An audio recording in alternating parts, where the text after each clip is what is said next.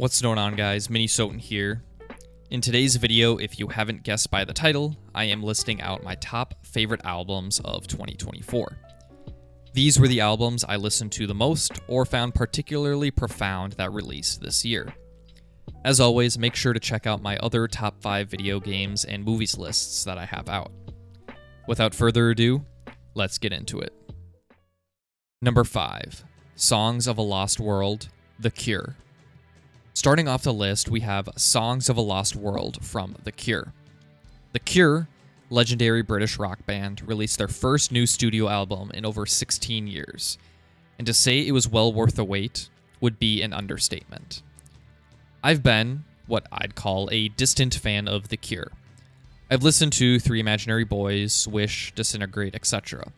I'm familiar with the band, but I'm not sure I'd ever call myself an avid listener. But when I heard they released new material, and not only that, but it was possibly their best work ever, I knew I had to check it out. Songs of a Lost World is a complete teardown of everything you knew about The Cure and Robert Smith. That isn't to say there aren't sounds or elements similar to their previous albums, but this is a whole new beast. I really don't know what other way to describe it other than big. It feels like this is something you're supposed to hear in a giant auditorium.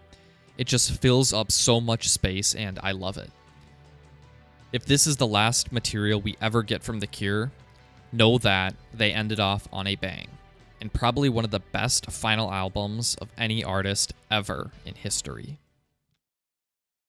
Number 4. No Name, Jack White.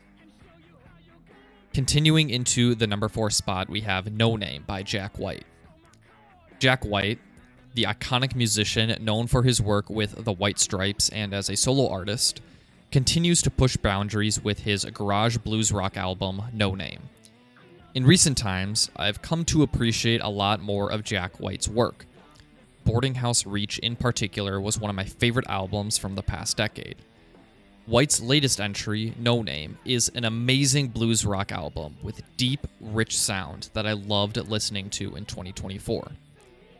Although No Name incorporates a lot of the sound and style we hear on albums like Fear of the Dawn and Boarding House Reach, it's stripped back, more raw, chaotic, and layered, while still maintaining the bluesy grit that defines his sound.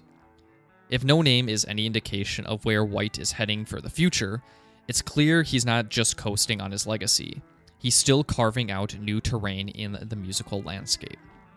Songs like That's How I'm Feelin', What's the Rumpus, and Old Scratch Blues prove that White is still capable of writing catchy riffs and timeless melodies.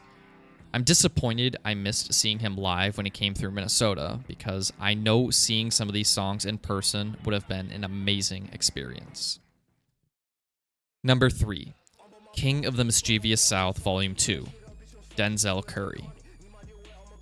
Those who saw a previous video of mine, a video essay on Denzel Curry, already know how excited I was listening to this release, and it absolutely did not disappoint. Denzel Curry continues to rewrite himself as an artist, and it seems like he gets better every time he does. Besides Taboo, because that's his best. Anyways, King of the Mischievous South Volume 2, wow, that is a mouthful, is great. What more can I say? It embraces a lot of the culture and sounds that originated from the South, all while incorporating Denzel's own style along with it. Key features include previous fellow Raider Clan member Key Nayada, That Mexican OT, A$AP Ferg, A$AP Rocky, Juicy J, Project Pat, and more. Really, there are a ton of features. This really is just another highlight on an already fantastic career from Denzel, and it seems like he can do no wrong. He isn't rewriting the wheel on this project, but he sure as hell is making the most of it. If you are a fan of Denzel, you will not be disappointed with this album. Number 2. The New Sound, Jordy Griep. Jordy Griep's The New Sound enters into the number 2 spot on my list. Griep, previous member of Black Midi, blew up with his debut solo project, The New Sound. And for good reason, because it is amazing.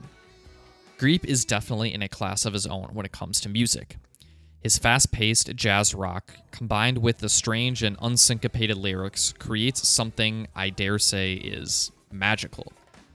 Windmill rock is going to be a genre I look out for closely and see all the new artists inspired by Greep, because it is absolutely a sound I can get behind. Hits like Blues and Holy Holy have been in constant rotation upon its release, but the deeper cuts like Through a War and The Magician also played a key role in my overall enjoyment and appreciation of the album.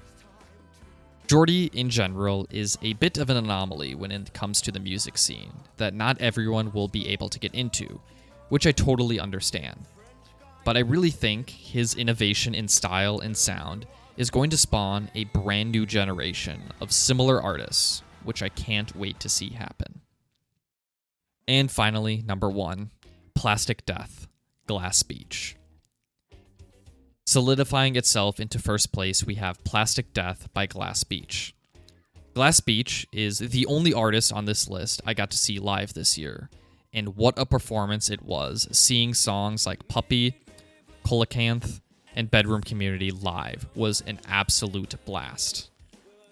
Plastic Death was easily my most anticipated album of 2024.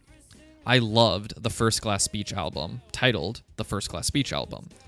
It truly is one of my all-time favorites, and the band following up with something just as high of quality really means a lot. Plastic Death leaves behind a lot of the emo elements found on the first Glass Beach album, and goes into a more prog rock approach, which I loved. Coelacanth, the introduction track, starts with a soft piano arpeggio, which slowly grows until it explodes with heavy drums and a sweep-picking chorus. Several other tracks, like The CIA and 200, have this intense build-up and payoff by the end of the song, which I love. Jay and company outdid themselves with this project. By no means is this a sophomore slump. I'm a little disappointed this hasn't gotten more recognition in the indie music space, but just know that I will continue to support this amazing band. And those are my top 5 favorite albums of 2024. Did you like my picks? Let me know in the comments down below. Make sure to like and subscribe and check out my other Year of the End lists as well. That's it from me, but until then, I will see you all next time.